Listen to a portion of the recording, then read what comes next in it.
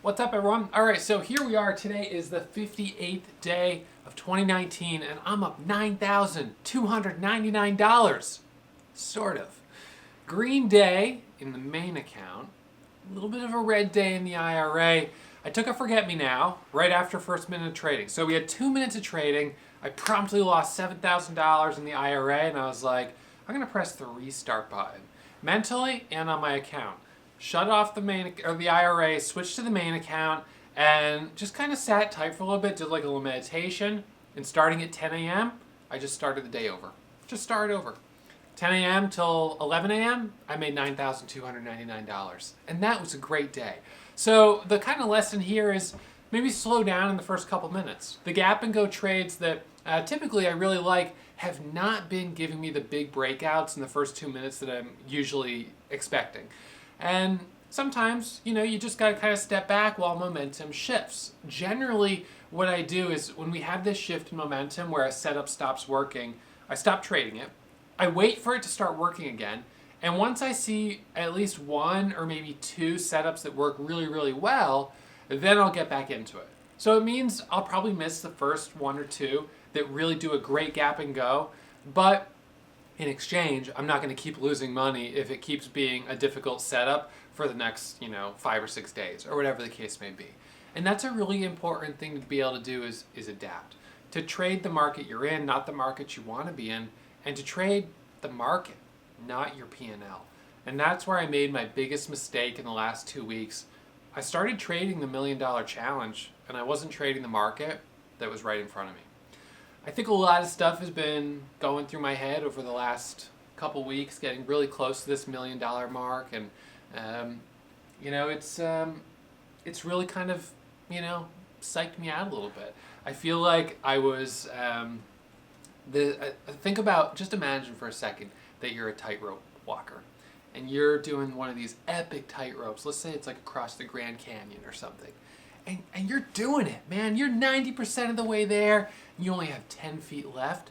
And all of a sudden you start thinking, whoa, I'm doing it. I'm almost done. And you psych yourself out, you lose your center, and you fall and die 5-10 feet away from the finish line. That's kind of what I feel like with this big challenge. I got so close to the end that I lost my center. Now, fortunately, I've got a safety net on, so I didn't drop that far. Yes, I dropped. It's gonna have to, it's gonna take me some time to get back up, but it's not like it's all over. It's just a little bit of a setback. But I lost my center. I started trading my P&L instead of the market. So really good takeaways from all of this. And I'm going to do a video later this week or over the weekend that I'll probably upload next week on kind of a lot of the thoughts that I'm having around this big milestone, because it's affected me in ways I really didn't expect. It's caught me off guard a little bit. But in any case, today's a green day. So I hope you guys enjoyed the recap. As always, questions or comments, leave them below. Give me a thumbs up and subscribe to the channel for live alerts. I'll be going live tomorrow morning, 9:15 for pre-market analysis. All right, see you guys then.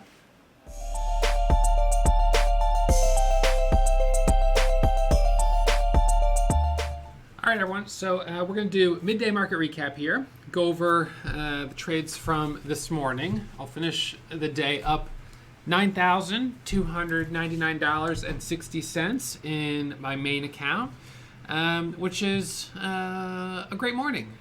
PLAG, good winners there. CLWT, decent winners there. CIFS, not bad. HIHO, small loss. And I've kind of trained myself to forget things quickly. So really not even thinking too much about my IRA this morning, but I did take a loss in the IRA on CLWT right out of the gates. It was that kind of point where I was like, well, what do I do now? Do I keep trading or do I call it a day? And today was my first day of trader rehab.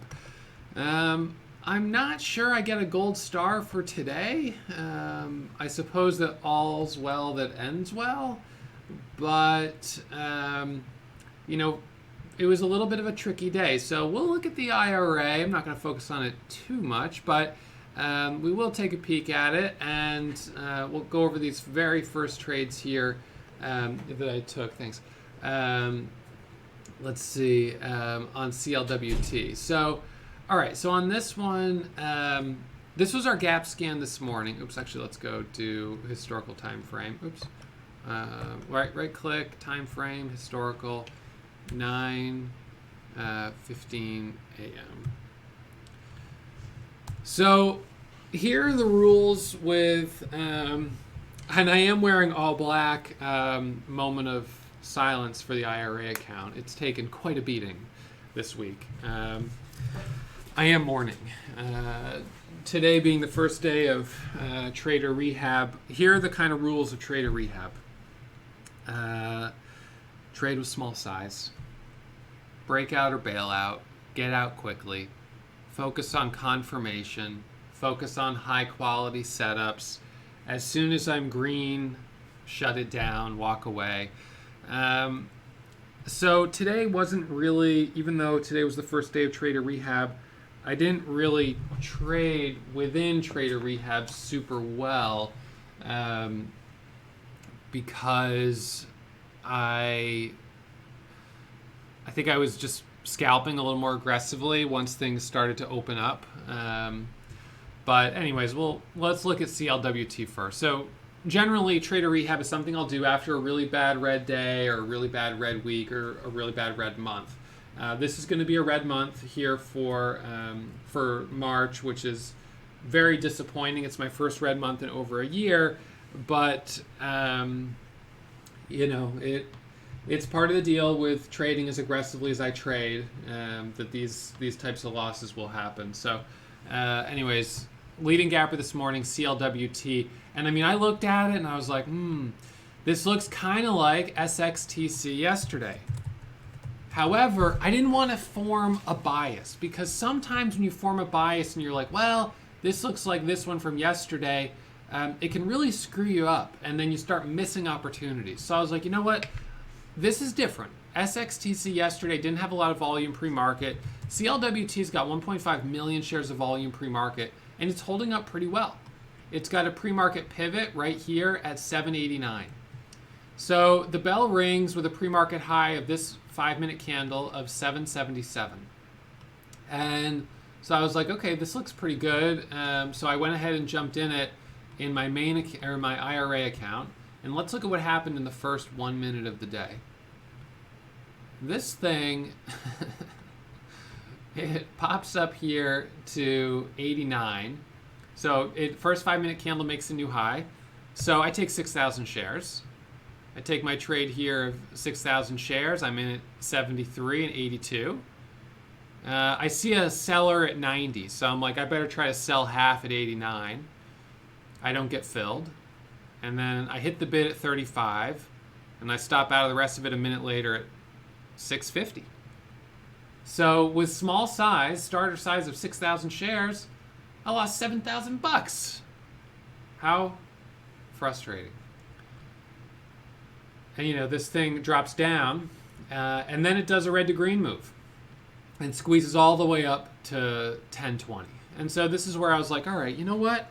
I was like, okay, let's just start over. Let's just put today behind. I'm just gonna start over. I'm just gonna start this day over. Just brush it off. Whatever, doesn't matter. Okay, that sucked. Let's just start over. And I just started over. I just switched to my main account and I just started over. I just started the day as a brand new day. And as a brand new day, I had a good day. Now, I had a bad start to the day, but I had a good bounce back. So CLWT, I traded through this move right here and made about $3,100, which was great. PLAG, this is another one that was popping up on the scanner. It was the second leading gapper. Didn't trade it right out of the gates, but I traded it right here. Really solid entry. I jumped into this at 550 right here. Boom, look at that move. Straight up to 673 and then up to a high of $7, $5,500. Really solid on that trade. So felt really good on that. Super clean, 5-minute pattern. didn't rush it, stayed focused. That was my first trade, $5,000 of profit. And then I had the CLWT trade. At that point, I already had a cushion on the name or on the day. Traded it through here, and then traded it again right here. This was probably my best entry. Getting into it, let's see, let's go back here. I had a couple scalps here with smaller size, but this 987, is this it? Yeah, this was my best entry on this one. Really, really happy with this entry. Calm, cool, collected, bought it right here. That little pullback. From there, it goes all the way up to 1171. I got in at 987. So I was watching this 5-minute pattern forming right here, this little consolidation. I really believed if it broke over 10, we'd immediately break 1035, and then we'd hit high a day of 1075. That's exactly what happened. I jumped in right here at 10. The price was 987. The time was 1103. Jumped in on this pullback. Boom, pops right up there to a high of 1093. Does a little pullback. I add there for the scalp up to 1165. No circuit breaker halts, but that was a super clean trade. So I feel really good about my trades. I am disappointed that I started the day in the first 2 minutes having that really, big red trade. I'm up $2,000 on the day. I know I'm up 9,200 in the main account, down $7,000 in the IRA. So, this is the day that feels good. That feels great. Good job. This day over here doesn't feel so good. And this is not that unsimilar to what happened yesterday and what has happened on other days. And of course, I made money on that same stock. And so I think, maybe the lesson is right now to not be so aggressive in the first couple minutes of the day. And again, it's not to say that in the first couple minutes of the day, I haven't had trades where I've made $10,000 or $15,000. I mean, let's look back at ZKIN. This was a really good one. I have to go back a little ways here on it. I think it was this day here. Let's see. I mean, this one was like basically, what the type of stuff you dream of. Gap and go trade in at 283, squeezes right up to $4.20. Right out of the gates, gap and go. Just boom. So the strategy works. It just right now feels like we're in a little bit of a lull where, for whatever reason, out of the gates, these ones seem to be getting knocked down. And then we're seeing a mid-morning surge. And we saw it yesterday on RBZ. I'm thinking of, I'm going back to yesterday. Yesterday on RBZ, knocked down out of the gates, but afternoon power hour squeezes up to $40. We saw something kind of similar on Hunt, afternoon power hour. We saw it on CTRM the other day as well. Weak out of the gates and then a surge up. This is not price action I'm really typically used to dealing with, because generally we see great momentum right out of the gates, generally speaking. But the last couple weeks has been tough. And, yesterday I was like, SXTC, I liked it, and it just right out of the gates got crushed. And today I was like, well, here's the thing. If you say you're not going to trade it, I guarantee you I'm going to be like, nope, not going to trade CLWT out of the gates. This thing's going to go straight to $12. And I'm going to be like, why am I creating new rules for my trading for a strategy I've been trading for years and years based on something that happened on one day or on 1 week, right? It doesn't seem like it makes sense. Let's just say you're a race car driver and, you've been driving a Honda racing a Honda for the last 5 years, and then you crash the Honda. I'm done with Hondas. I'm switching to Toyota. Like, you don't do that. You don't just throw, the baby out with the bathwater. You don't throw away what works. You just say, okay, well, clearly something happened there that, was disappointing. You step back, you reevaluate, you make some adjustments, and then you get back into it. And so I think the takeaway right now for me, today's like, I'm green, thank the Lord I'm green. But the takeaway, I suppose, for right now is to be a little more careful right out of the gates, because we've been seeing a little bit less of the predictable action. And in fact, some of the more predictable action has been mid-morning. In fact, some of it has even been going into the afternoon, which is difficult for me because that's, when I'm usually working with students. But, at the same time, if that's when we're seeing more opportunities, I may have to change my schedule around. I think CLWT is probably going to fade. I don't know that we're going to get a power hour breakout on it. It's 1:30 in the afternoon now.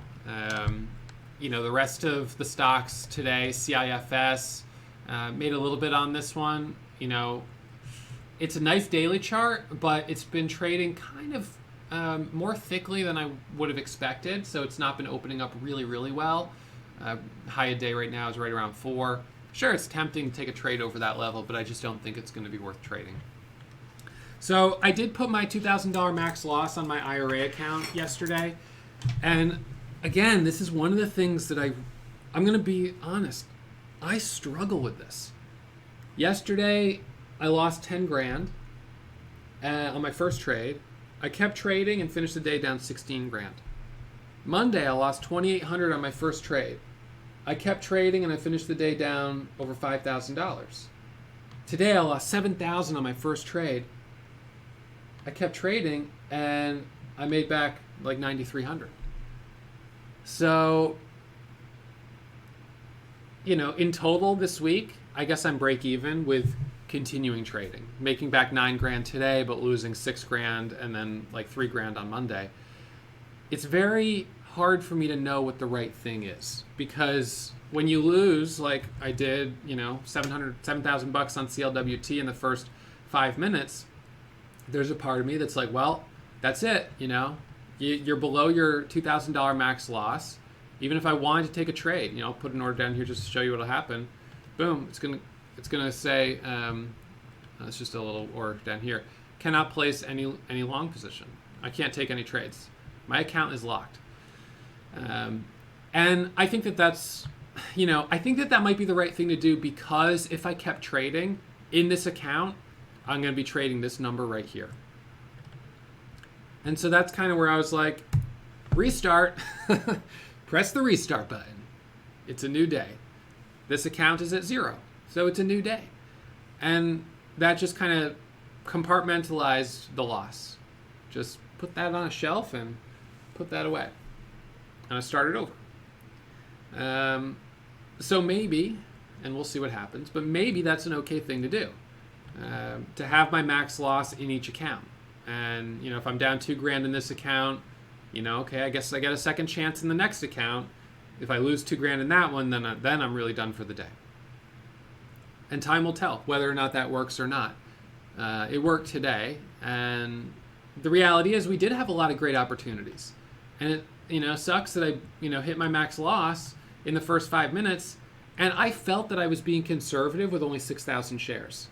I was like, I'm being conservative. This is Trader Rehab. 6,000 shares is max size.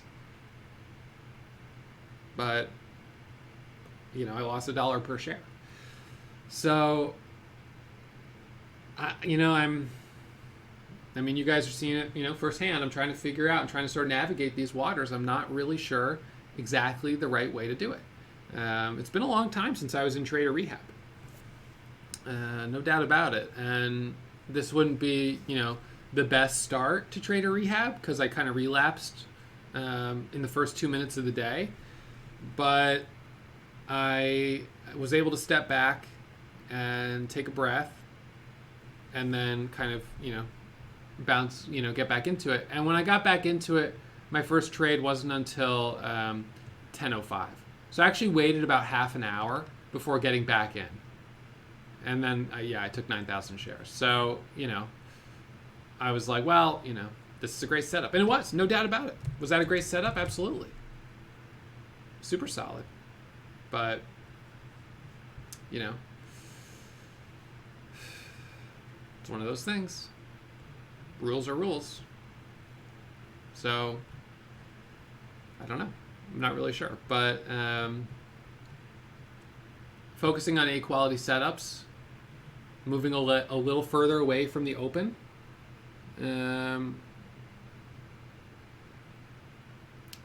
You know, and I guess where the only place I would say I made a mistake on CLWT was not selling fast enough.